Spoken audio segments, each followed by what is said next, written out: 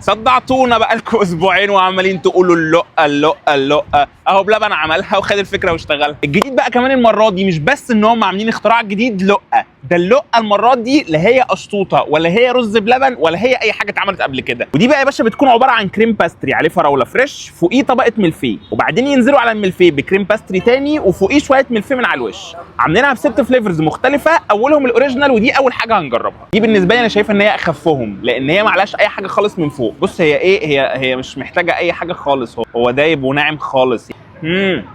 الله دي حلوه قوي، حلوه قوي وخفيفه قوي.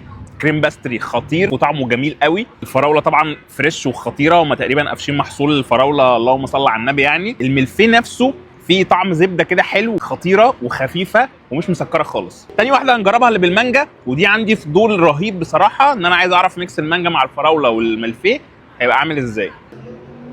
وانا عندي سؤال، هما جايبين المانجا الجامده دي دلوقتي منين؟ هي مش مسكره خالص، وبعدين الملفيه مع الكريم باستري واخد اي سكر فيها، فالموضوع حلو وخفيفه قوي. تالت واحده بقى اللي بالبيستاشيو، وطبعا كلنا اصلا عارفين ان صوص البيستاشيو بتاع بلبن هم اللي بيبقوا عاملينه، وبصراحه بيبقى حلو قوي. بص بص بص بص بص هي طلعت لوحدها.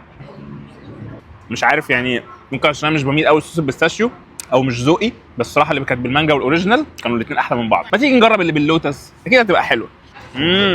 دي جامده قوي. وبعدين هم ولاد اللذينه عاملين ميكس يمشي مع اي حاجه. واخر واحده معانا الكندر، دي جامده قوي دي. ايه ده انا شفته فين؟ شفته في التيك توك النهارده. لا والله. والله حلوه اللقه، حلوه اللقه. جرب وقول لي رايك. قرب المايك مني. حلوه قوي يعني. عجبتك؟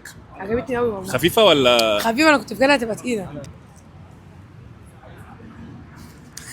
والله العظيم جامده قوي. وبعد ما جربنا كل الفليفرز بتاعت اللقه، اقدر اقول لكم ان اكتر اتنين عجبوني بالنسبه لي طبعا الاوريجينال من غير اي كلام، والمانجا.